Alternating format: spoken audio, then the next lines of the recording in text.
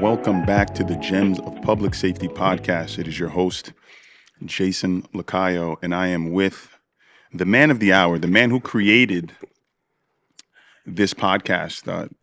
This man gave me an opportunity to host this podcast. I'm, grateful. Yeah, he was one of the first supervisors that I had when I got on this job back in 2007, and he's been a good friend. But more importantly, he's a good human being. So I just wanted to introduce to you guys, Commissioner Wade Hardy. Thank you, Jay. I appreciate that. And I'm so looking forward to this conversation. This podcast, I just want to say thank you to what you're doing for the podcast. When I envisioned this, I had nobody else in mind to do it except for you, because I see the work you're doing on your own social media. So I said you'd be perfect for this. I also want to thank the folks behind the scenes, Keith Baker, Rita Santos, who work behind the scenes that are doing the work. Phenomenal crew. And we couldn't do it without them. Absolutely. The library, the city, and all. And also the police officers and firefighters that sat in the seat. Oh, absolutely. It takes a lot of courage. As you know, police officers and firefighters are very private. Yep. They don't want to tell their business. They don't want to talk about their backgrounds, their personalities, where they came from. But for them to come here and, take the chance and have confidence in you and me and this whole platform, I applaud them all. And I salute them. So thank you guys for doing it. And for the next ones to do it, please do it, because you may not see the value in it now, but in the long run, 10 years from now, 15 years from now, you're going to be going through social media, going through YouTube. You're going to see this podcast when you were 22 years old, 23, you could be in your 40s and be like, wow, that's what I was thinking back then. Hey, kids, look at dad and mom. So it's going to be even more valuable. It's going to be like a fine wine. It's going to get better in time. It's going to age beautifully. I agree. I believe that social media is a tool. It could be used for good. It could be used for bad. But I believe that people get to see the human side of the badge, or the job, I should say, because, you only see a suit up in uniform. You don't understand that there's feelings, there's families, and other things that are involved, right? And this gives people a little bit more insight to what we do on a daily basis. And I think this is a phenomenal idea. I think we're cutting edge. I think we're going to be, we're at the front, but there's going to be a lot of people that are going to catch on to this train. So like I said, I want to thank you again for allowing this to happen. This is actually a dream of mine, to be a part of a department that has, a podcast. So this is awesome. So I want the audience to know who you are, because you got a great story, right? So just tell us a little bit about your upbringing. Sure. Okay, I grew up I lived in Yonkers until I was 12 years old. Okay. And like you, Yonkers, YO. Yeah. And then I moved to Greenburgh. I went to Woodlands High School, single mom, who eventually remarried, but it was my mother, my brother, and myself. We didn't have a lot. It's it's one of those, upbringings where mom kept me in church, kept me in faith, kept me grounded, and made sure I did the right thing all the time. And one thing I never wanted to do is disappoint my mom. And no matter what happens in life, I do not want to disappoint that lady. And I've been, living up to that standard since. She eventually moved to South Carolina. She lives down there now. My parents live in South Carolina now too. Oh, cool. Yeah, Columbia, yeah, West Columbia. That's where my mom is. So, Richland County. Yeah, I love her, and I owe her a lot. When I was 22 years old or 21 years old, I took the police test. I didn't want to be a cop. I didn't really like police officers. I felt they harassed me. I felt they were not treating people that looked like me fair. But I knew a couple of cops who worked with my mother at B. Altman's department store. So the police officer that worked there told me, you should take the police test. You'd be great. My mother said, take the police test. And once mom says do something, you got to do it. Yeah, absolutely. So I took the New York State police test, the White Plains police test, and the Westchester County corrections test. Okay. I passed all three. I was going through the process for all three. I actually went up to Albany for 2 days for the state police to do the agility and the whole thing with that. And White Plains called first. And I got hired by White Plains Police in 1986. And it was the best decision I ever made. 1986. That's when the Mets won the World Series. Yeah, there you go. And you got the Yankee gear on. Yeah, listen, hey, I grew up in a house full of Met fans. So I'm very well versed with the New York Mets. I was 4 years old in 1986 when I became a police officer. Yes. And, your duration of being a police officer, you had a pretty impressive career. Just give us a little bit of it, because I know there's a lot to go Yeah, through. I mean, it's a lot, and I don't want to go through everything. It would be here all day. Yeah, But I started off in patrol like everybody else, and back then you worked a foot foot post. post. Yep. You didn't see a police car. I Hmm. mean, if you drove a police car by yourself regularly within your first 5 years, you were lucky. Yeah, that was rare. Yeah. Yeah, very rare. So I walked a foot post, and one day the chief reached out to me and says, "Hey, we're having a big problem with crack all throughout the county, all the nation. Would you be interested in working undercover?" So, I was a big Miami Vice fan at the time. Mm, great show. Yeah, right. I loved it. Crockett and Tubbs. I was like, yeah, put me down. I want to do that kind of work. So I started working undercover. They sent me down to New Rochelle and then Yonkers, and I did a lot of things in those cities. When I came back, they left me in the narcotics unit. So I still haven't driven a police car. I'm, right from walking a foot post, undercover, to narcotics, and now I'm in plain clothes for the next 13 years of my career. Roger that. So I had a great run in narcotics. I spent 3 years in a DEA task force doing federal cases. And, between working narcotics here and DEA task force, we did a lot of work, especially in the White Plains in the Westchester County area, and, and going after drugs and drug trafficking. Uh, I enjoyed the work, but after a while, you get burnt out from that kind of work. You can't do that forever. Yeah, I was going to say that. Yeah. That had to be a little draining, Yes. because, I mean, especially that time in the country, there was a lot going on with Yes. narcotics. So I know, like, running around and doing a lot of those cases, and on top of that, it's extremely dangerous, Yes. right? So that element of danger, that hypervigilance really wears on you. Yeah, I've been in situations that knock on wood, that I survived. I mean, there's a ton of them I could talk about, because we'll be here all day, but I've been shot at. I've been in situations where we were going to make an arrest down in Manhattan, and we had maybe 6 investigators and detectives, and there were maybe 18 bad guys. So we had to just grab 2 and let the other ones go, and hopefully they don't come back in, behind us. Yeah, And, man. so we've been in some situations that that you learn from and you get better. But thank God nobody I worked with was hurt or killed, or and we got through it. Like I said, I'm happy that you're here, because Thank you. I know at that point in time in this country, things were crazy and it was extremely violent. But when I got here in 2007, Yes. right, you were a sergeant. And the one thing that I remember is I'm fresh from New York City, and you guys put me in a program called Step Up, I believe. Oh yes. And it was Oh, inside man. Winbrook Projects. And I love that idea. I actually still have the clip from the New York Times. Yes. They were all sitting around Yes, in the a circle. circle. Yes. And I tell you a great story about that. So that program was used to create relationships with these young men in this community. To this day, I still talk to Derek Ephraim. Wow. Yes. Yes. Okay. Yeah. And he I know his dad very well. Yes. loves me, and we talk quite frequently. That's good to know, man. And Happy to hear that. relationship grew with that program, so I know it works. Yes. So I want to thank you for that, because you didn't have to pull me into that program. You did, and I have that clip in my house. It's I got it framed, because it was a great program. I forged some great relationships, and it's good because I feel like when I was growing up, I didn't really see cops sitting around with police officers, right? And all it takes is one cop, right, Yep. to change the mind of one guy. Exactly. Right. And then you can change the narrative. I was always taught that if you want to change a narrative, you got to be part of the solution, not part of the problem. Exactly. So I think you were ahead of your time when you were thinking about this, because now you have, like, My Brother's Keeper, we have a YPI program, all these beautiful things. But we were doing this back in 2007. So I do believe that you were a pioneer in the community policing space. I think you had the right mindset long before people even thought about it. Well, to me, I tell people all the time, when I work narcotics, I put a lot of young men and women in prison for a long time. And it affects not just that person, but their families. Oh, the And it trickle affects effect, their yes. children, their children's children for generations. And then look at YPI and Step Up.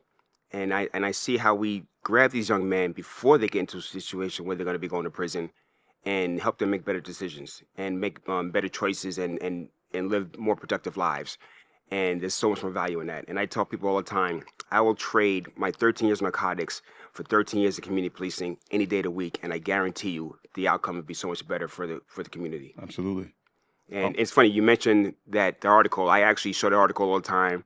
You Google it, and it's It's on, there. online. It's there, and I just like you. I see some of the young men and women that we mentored during those conversations and during the YPI and Step Up, and to today they still bring it up and they still have that respect. And when they see other police officers back then and to today, they treat them differently because of their relationship with One people through that thousand program. percent. I think that helped me when I was, an active street cop. When I was in NCU, I remember forging those relationships in that program helped me do my job effectively.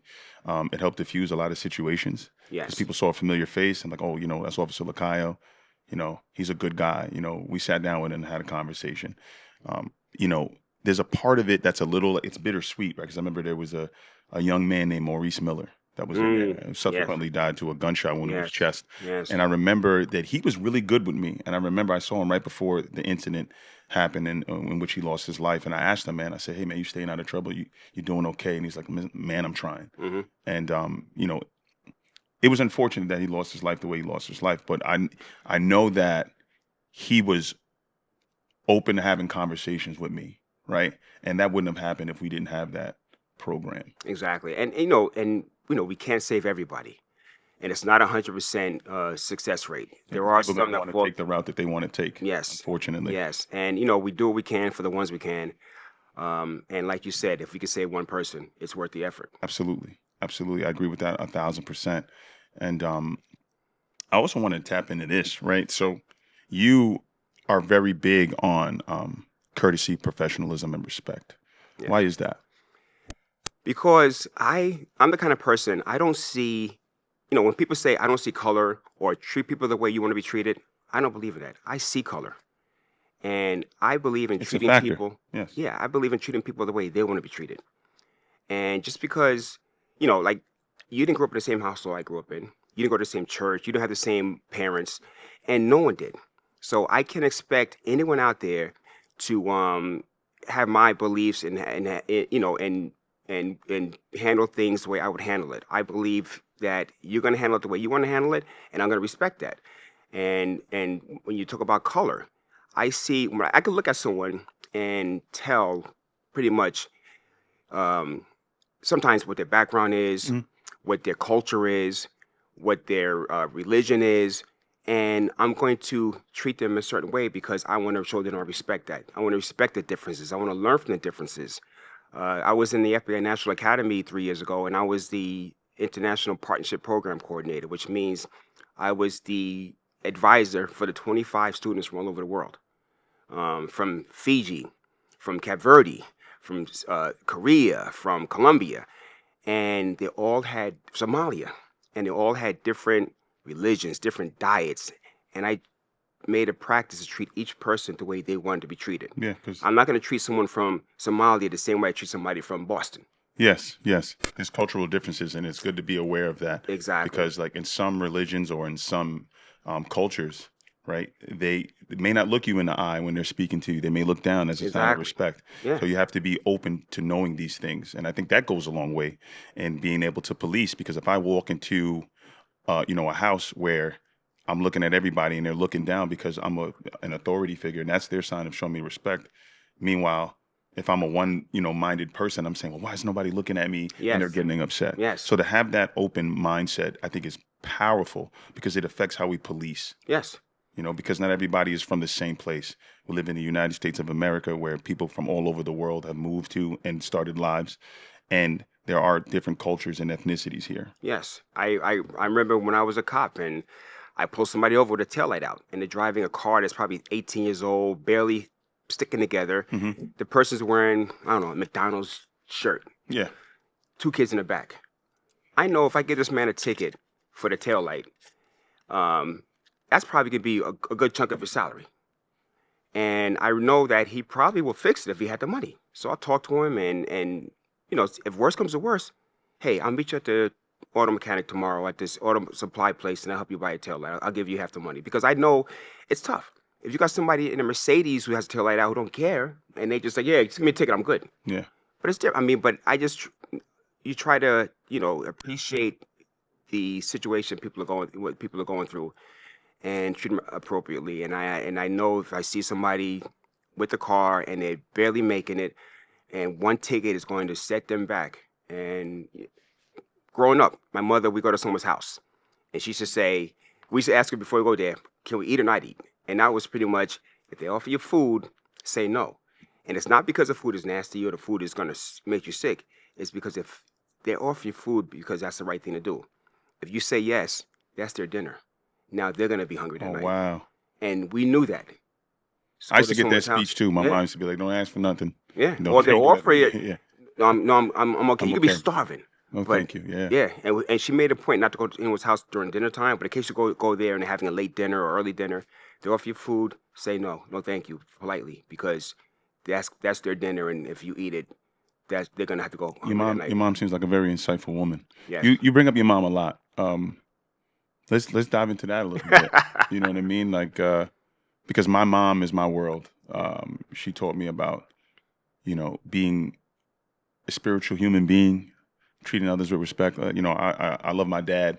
My dad was the guy that was the authoritarian in the house, and he ruled like a military man. Hmm. Right? He was a staff sergeant in the United States Army. It paid off. Right? And he was a correction officer.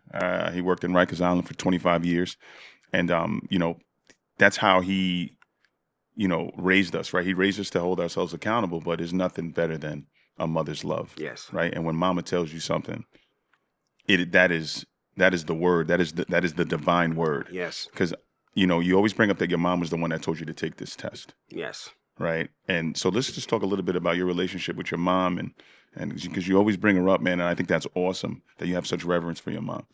No, she's amazing. She grew up in Alabama, Okay. southern part of Southern Alabama, rural. yeah, Yeah. right outside of Dothan, in a little town called Pinkert, Alabama. Okay. And lived on a farm. And everyone in the family, once you go to 10th grade, you don't go to school anymore. You got to work the farm. Oh, wow. And that was it. You go to high school, elementary school, high school, and before you go to school, you work the farm, and after school, you work the farm. 10th grade, after that, you're 100% farm Working. worker. She moved to New York in, I think, the 50s. Okay. And right after high school, she stayed in Alabama for a while, left, came to New York, met my dad. They worked out Lifesavers in Port Chester, which is Okay. crazy. Awesome. And got married, had me, and then my brother. But she's always been my rock. Growing up, she's always had my back, and no matter what I was going through, she supported me. And no matter what decisions I made, she supported those decisions. But she kept it. I would never, I had friends that wanted to do different wild things, and I'm like, if my mother found out I was doing this stuff with you, she'd lose her mind. So That was a huge motivator for me. Like, I never wanted my mom to be disappointed Yes. in me. I remember I got in trouble one time when I was a kid, and it was somewhat serious, right? And my mom cried in front of me, and I think that was a definitive Yes. moment where I was like, all right, I don't think I want to take that path in life, because we're all given an opportunity and a choice to make a decision as to what road we want to take in life, right? You get to the fork in the road, you either go left or right, Yep. right? And, coming from a community where I'm from a working class place, right? But if you go down the street, there were guys that were hanging out on the corner, and they were selling drugs, and they were hanging out, Yes. right? And I could have took that route, but I saw that wasn't something that had longevity, Hmm. right? You're only going to end up in one of two places: in a cemetery or in a prison, right? And my dad used to tell me, you can work this job for 20 years, get on young, and get out and have a whole second career. And that was the allure for me, right? It was like, all right, well, okay, I did this job, right? I got on when I was 22 years old, right? That means by 42, I can be done and I can go live a whole other life. Yeah. Oh, this is awesome. So that's part of the reason why I became a police officer. Wait, you're not leaving, are you? No, Okay, no, I'm okay, going to hang all right. out. I mean, You you're heard here him now. right You know here. what I'm saying? You're here now, so I can hang out for a little bit. But I think I wanted to roll into this, and I'm happy that you brought that up, that I'm not leaving, is because I want to talk about the city of White Plains. Yes.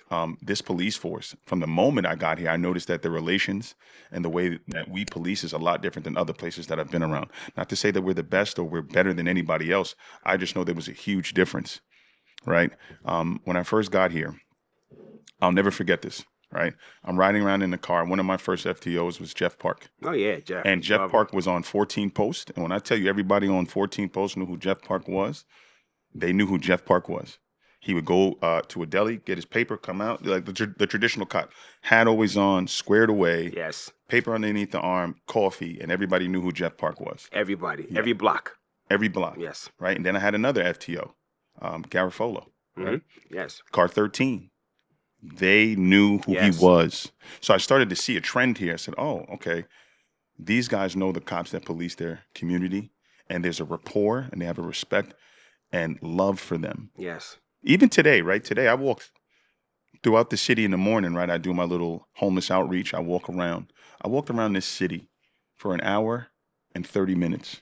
People waved at me. Yes. People shook my hand. I don't think you can do that in most places. People love the police in White Plains, and it's because of the work that we and not just the police, the fire department too. I'm wearing both hats now, but my history is with the police, and this job, you said it's the best job. I mean, hands down. Only thing White Plains is missing is an ocean, beachfront property. Oh, I wish we had. I wish we had a body of water. Yeah, other than that, this is the best city to work in, the best department, the most professional.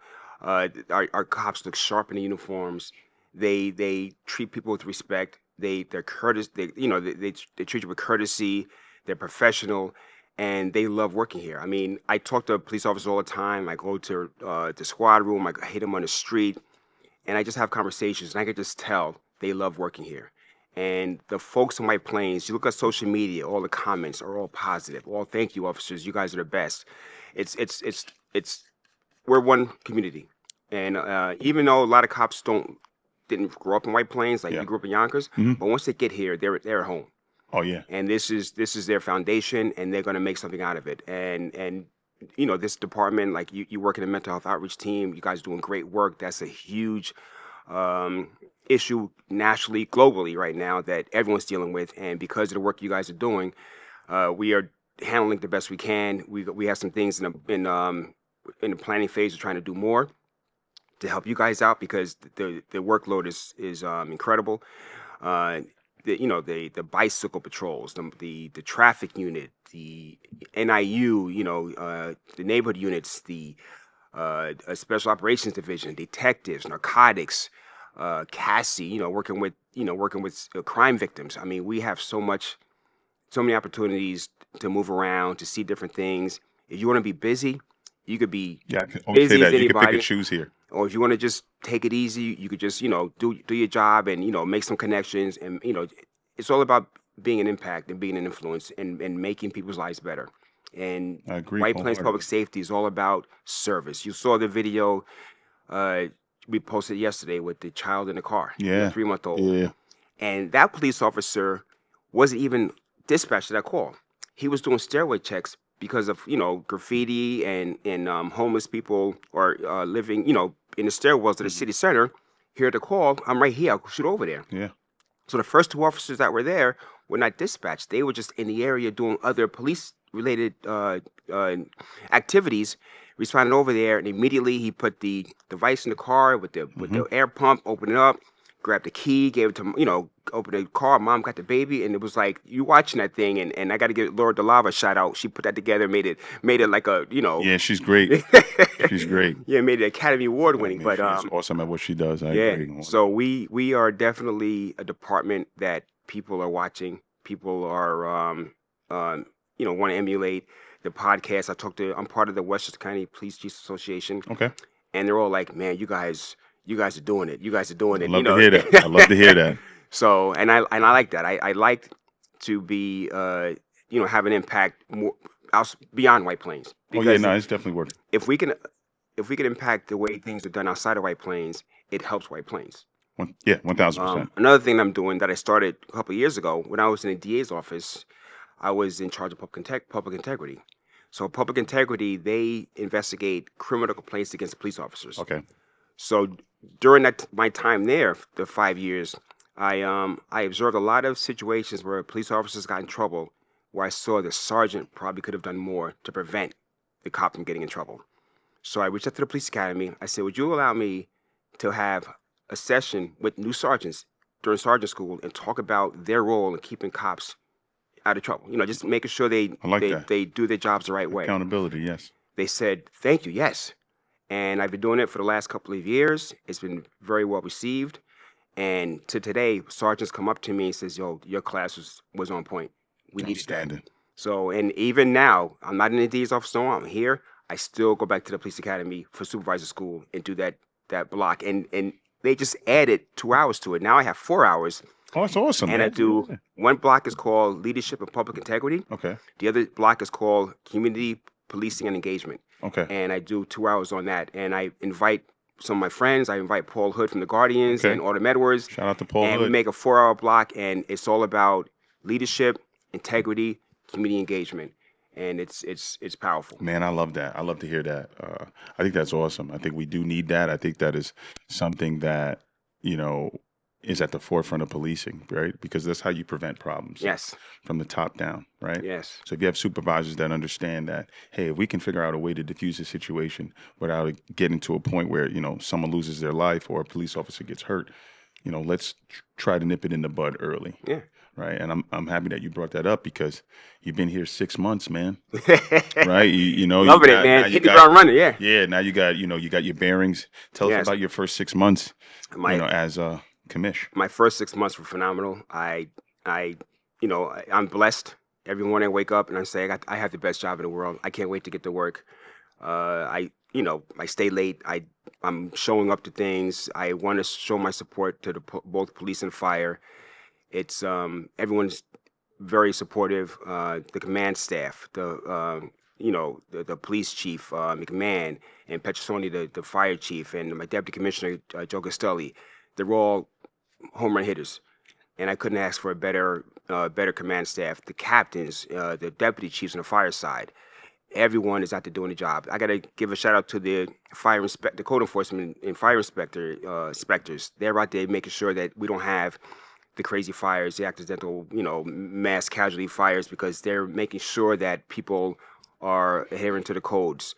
So we are, the first 6 months have been great. The next 6 months are going to be even greater. I actually brought a couple of stats that we're going to work on. One of our biggest crimes here are larcenies. Yeah. We don't have robberies, assaults, burglaries. We have them, but nothing that's fairly safe city. I don't think we have a lot of Exactly. violent crime. So we're going to do more. We're going to work with the stores. We're going to work with internally and create, looking at opportunities to create units that can combat some of the property theft that's going on in White Plains. 'Cause we want to deal with that. The homelessness, like I told you earlier, you guys doing a great job. We want to give you guys more support. So we're looking at partnering with other community businesses and also government and non-government organizations Awesome. to help with the mental health, the people that don't have homes, that people see, and being homeless is not criminal, and mental health is a medical condition. Yeah. So you can't arrest somebody because they're not right mentally. And unfortunately, a lot of people don't understand that. We just can't force them into a hospital. If they don't want to go, they're not a threat to themselves or someone else.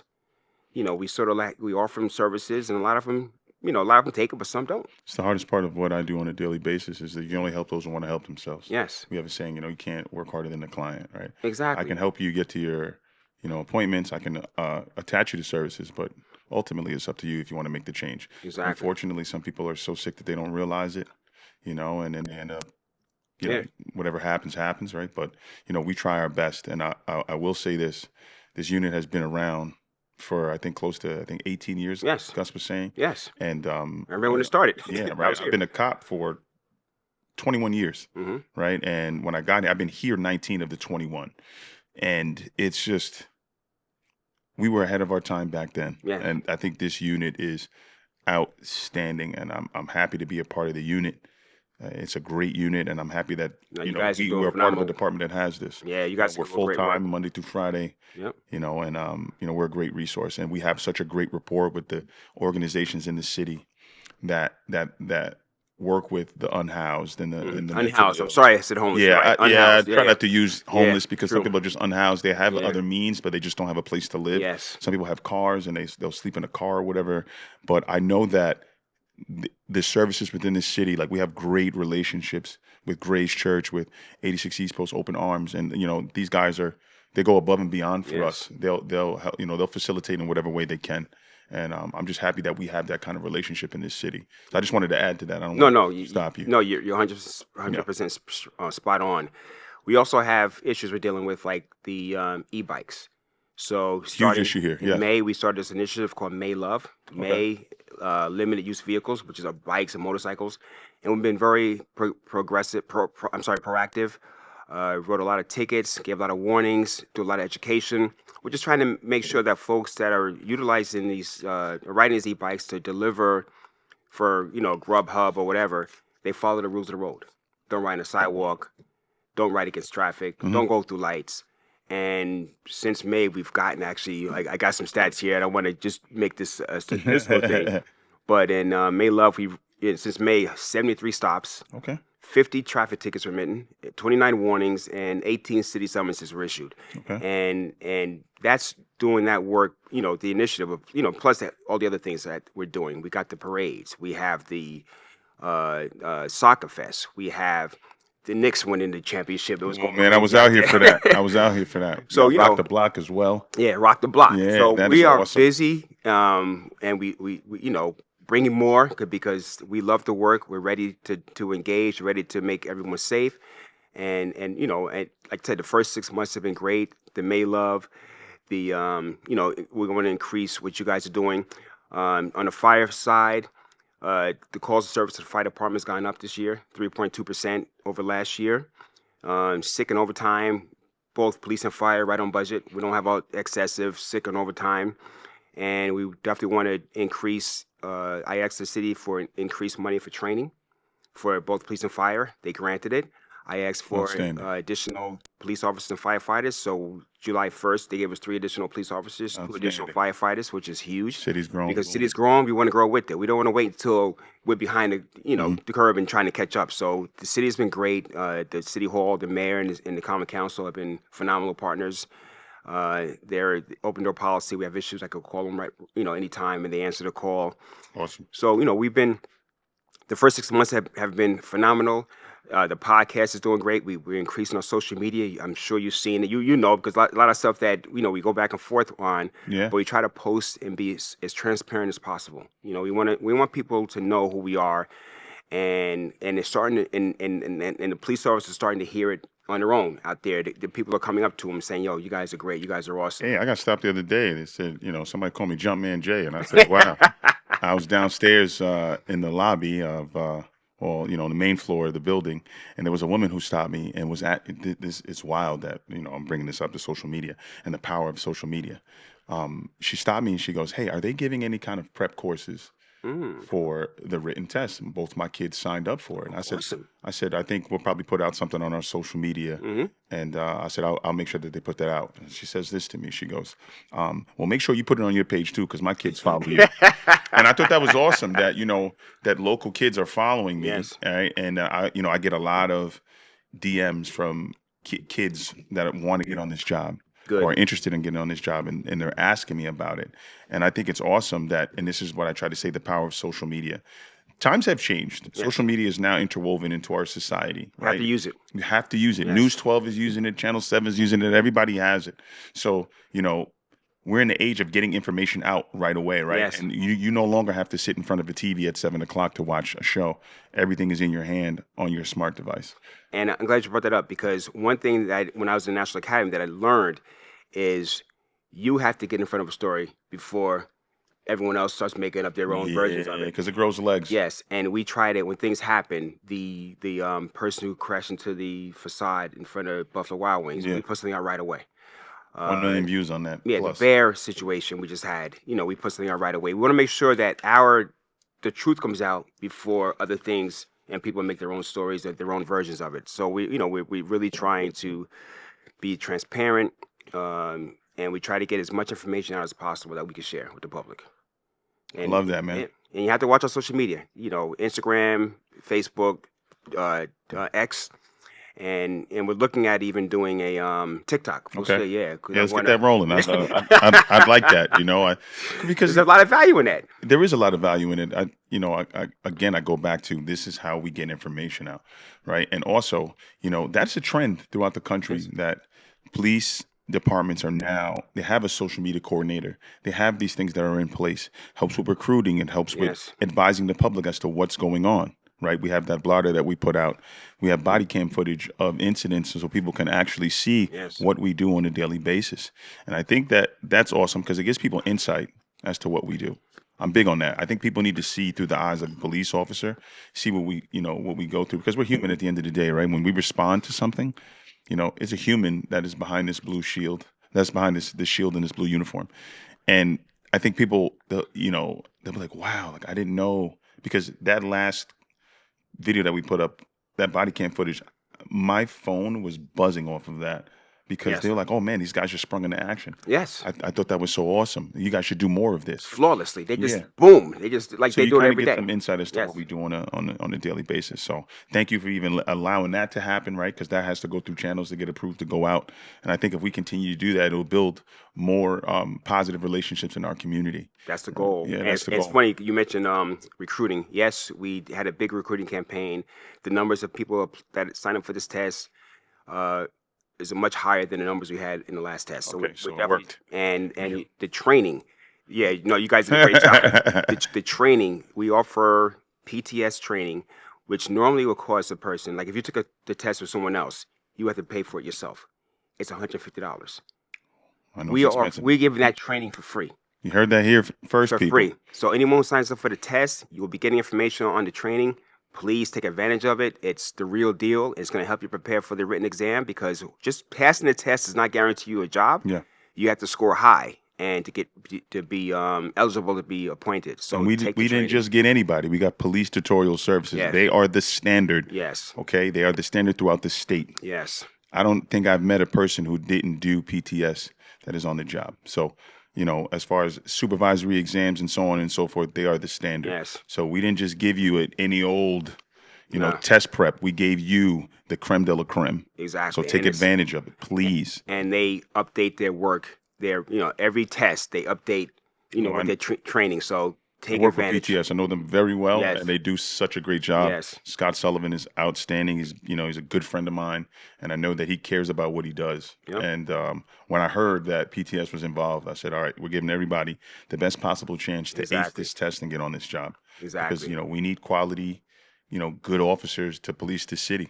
Yeah, because you're not gonna be here I ain't gonna be here forever. I gotta I'm not go gonna at be here one forever. point. And I wanna hire. And it's funny because since I've been here, I've hired people that grew up with my kids. I mean, my kids went to the White Plains schools. I coached baseball, basketball, softball, youth football. I won 3 district tournament championships, D20 championships in Little League in softball, which is great. My daughter's team. Awesome, man. My wife was PTA president for Okay. many years. She was the middle school PTA president, the high school PTA president. So my family is deeply embedded in White Plains, and I've hired firefighters that grew up with my kids, and I'm looking forward to hiring police officers that grew up with my kids. So that's to me that's nothing better than some kid you coached and you're swearing them in, and hey, that person knows how to, follow the rules, work hard, has good work ethics, and it's amazing. It's awesome that you bring that up. That's how I know. Like I've been here for a decent amount of time.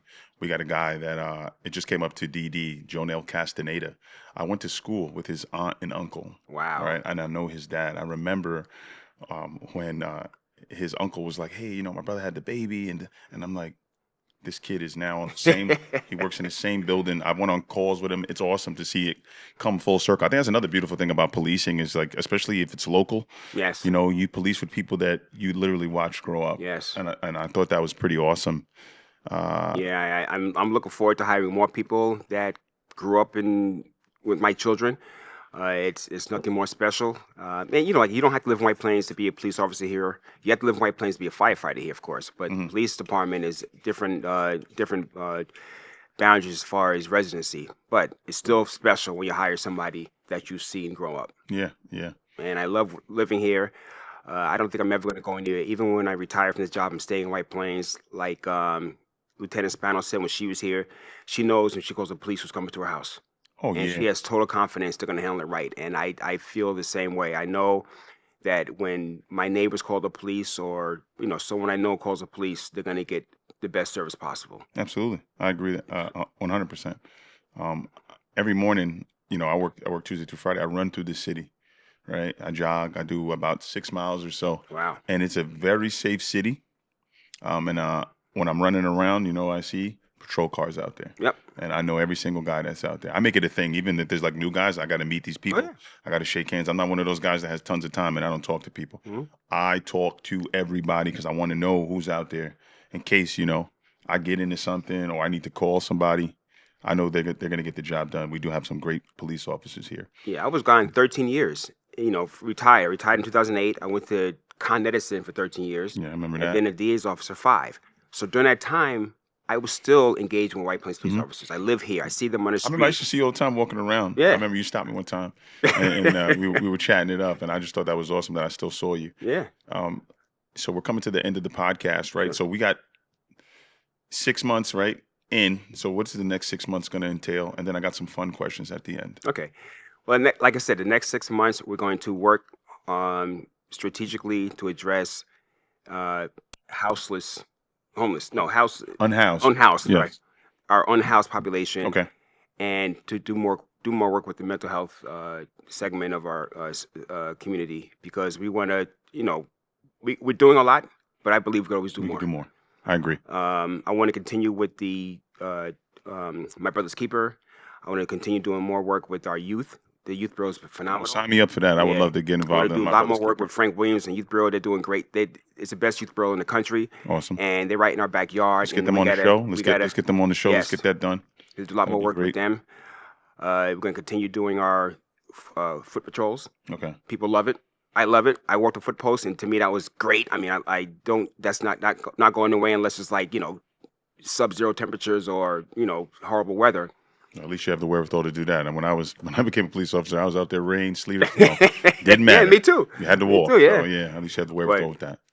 the foot patrol is going to stay. The bikes are going to stay. We see the results, and people are happy to see them. And they are doing a lot of work. They the small things. When I had my speech when I got hired, and I wanted to do harm reduction, and that's part of the harm reduction. They're out there. They see the small little things we can tackle. Yeah. So man. that's part of my strategy to continue with that. But I have so many ideas, and there was one of those motivational speakers, either Les Brown or somebody says, the graveyard's full of people, all the ideas that they took with them, they died, and nothing. Indeed.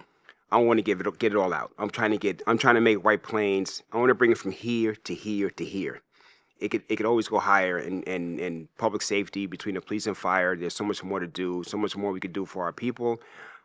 Mental health, whenever something happens, when police officers respond to a condition where someone's badly injured or a DOA, a fatality, what have you, we want to make sure the cops are okay, because they're seeing things that the general population don't see. And we know that the mental health of police officers is very important. I addressed that even back in 2020 during the George Floyd protests, when I was not a police officer, and I was reaching out to the PBAs and the chiefs and the unions to say, listen, can we have conversations to check on the well-being of police officers? And I don't know if you were part of the Zoom we had here. We did a Zoom No, I wasn't part of it. courageous conversations. Okay. I got the permission from the PBA president, the chief, and the commissioner to have a Zoom with police officers and members of the Guardians to talk about how the current, at the time, social unrest was affecting everyone. Wow. And they were powerful. And they started off, nobody wanted to speak. By the end of the hour, we had to shut it down. People were emotional. Yeah, man. They were really expressing their feelings, what they saw, and it was very powerful. And we did it in White Plains, and they said, hey, can we do it again?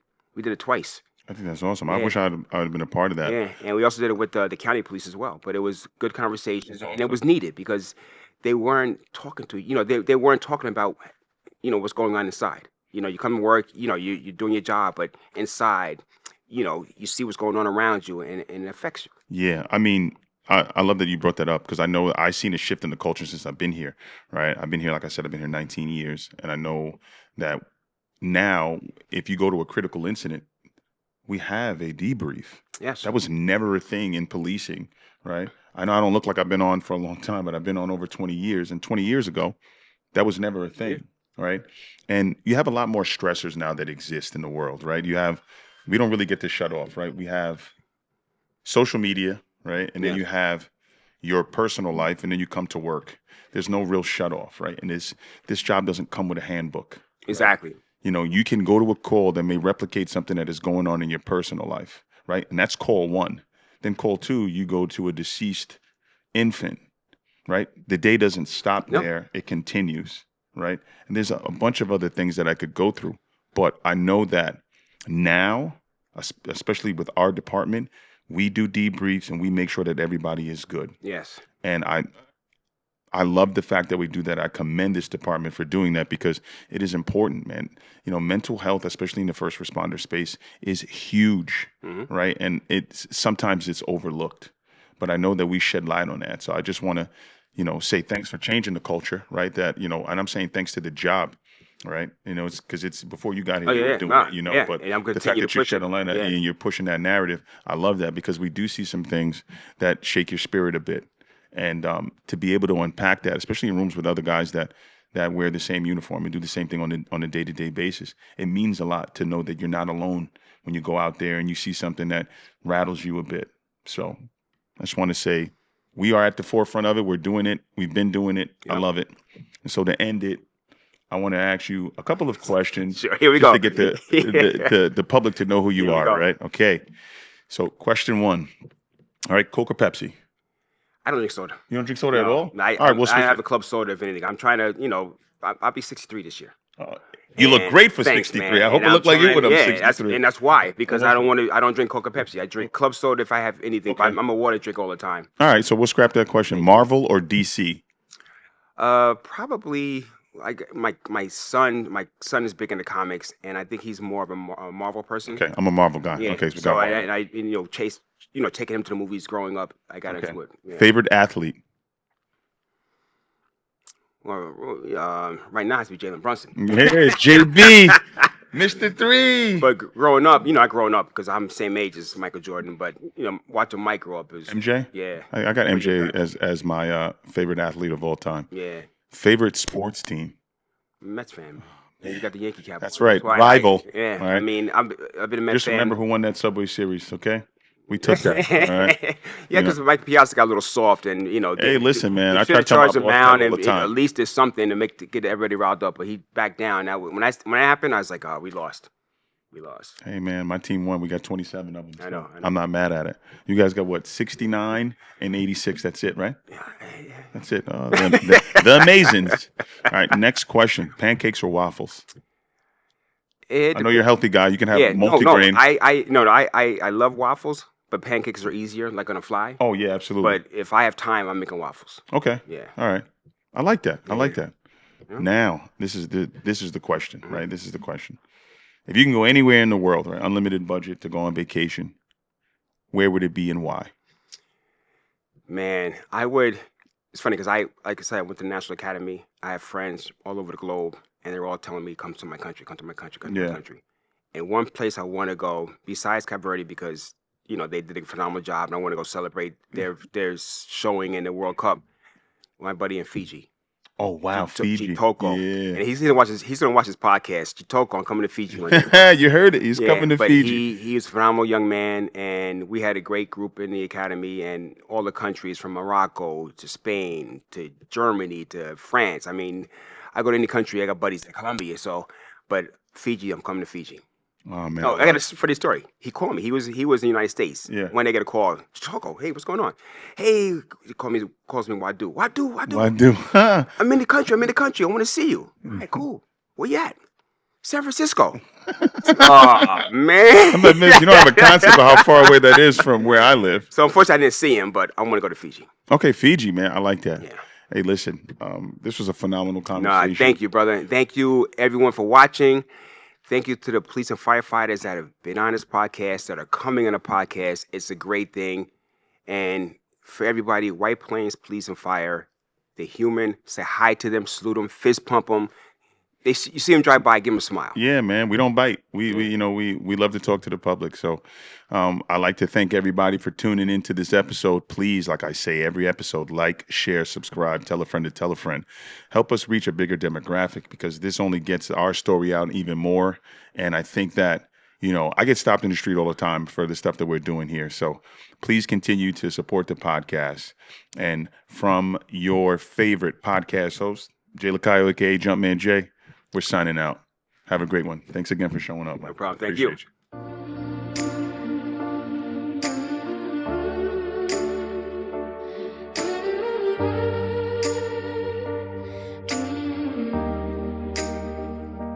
To the ones who answered when the city called your name, stepping into service with a steady heart of flame.